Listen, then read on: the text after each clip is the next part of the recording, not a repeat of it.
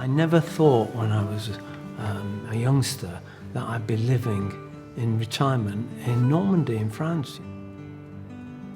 A friend of mine said, hey, they're looking for an art teacher in the school for the blind. And at first I thought, you're joking. But then I thought, well, yeah, why not?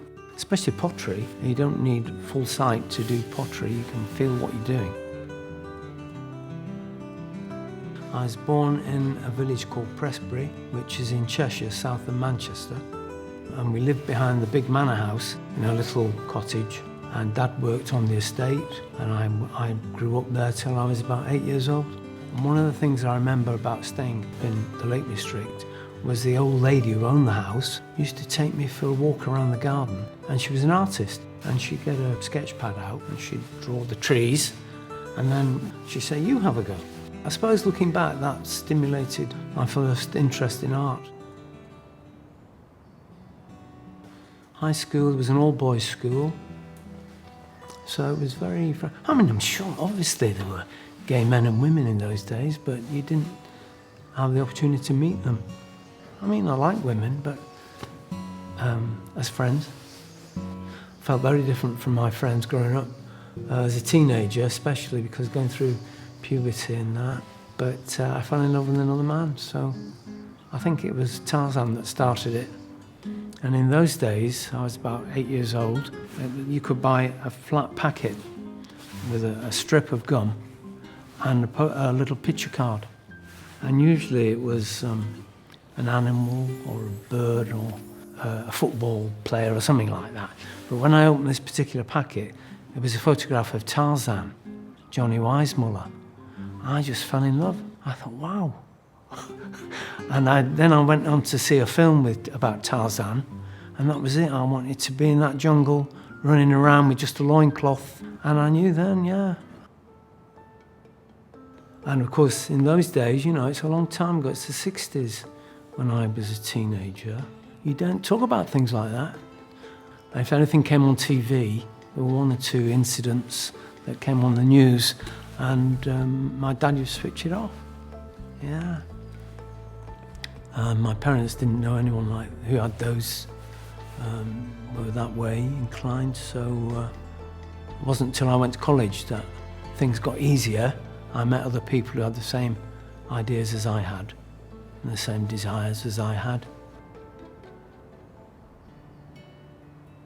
I managed to get a place at Manchester College of Art in 1967. I decided to specialise in three-dimensional art and design, which was like sculpture, ceramics. Fortunately, on a teaching practice, I was offered a job in a high school. So I was, after the art diploma, I thought, yeah, I'd like to teach. I'd like to share skills and watch people develop their skills, you know.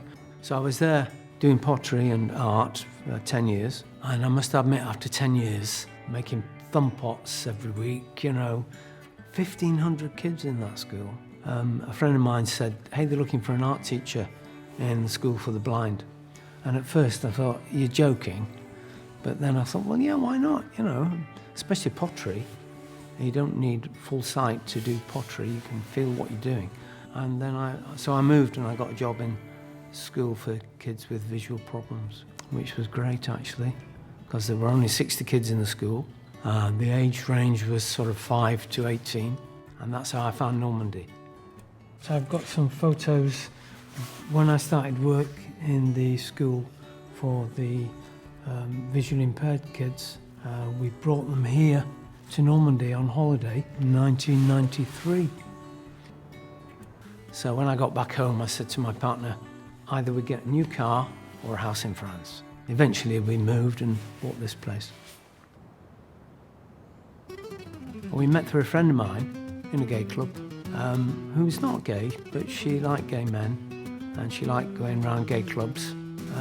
And we were stood at the bar and she met Ramet, and then he went to the loo and I came up and she said, Ray, you must meet this chap.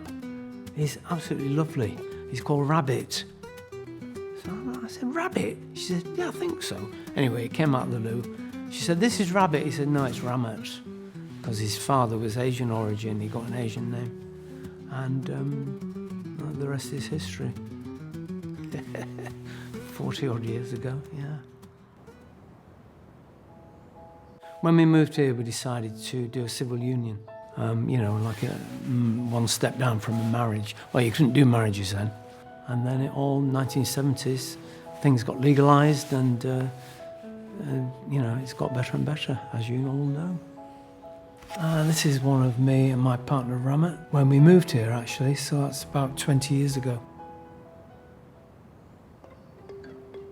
The thing about working with younger people and kids is seeing their delight at being able to make things, their ideas, what they want to do, what they want to be, and just seeing that development when they've made something they really like and they didn't expect to make it. That really pleases me.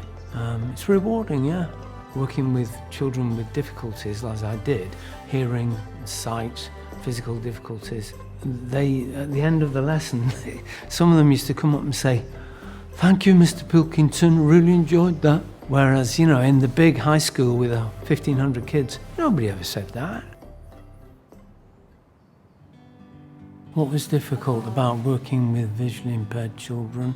Remembering that they can't see what you're talking about and that they've got different ideas about things that you speak about, and making sure you explain what you're doing, and very often letting them actually touch something and physically hold it, feel it, and say, this is a round shape, this is a square shape.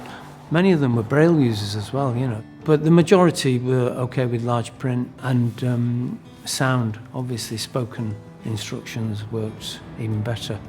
I noticed that they're responding to praise by the results of their work, especially if they're working on a wheel.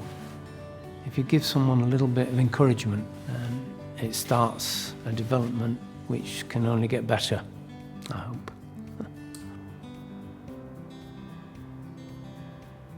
So what's kept me interested in pottery, ceramics?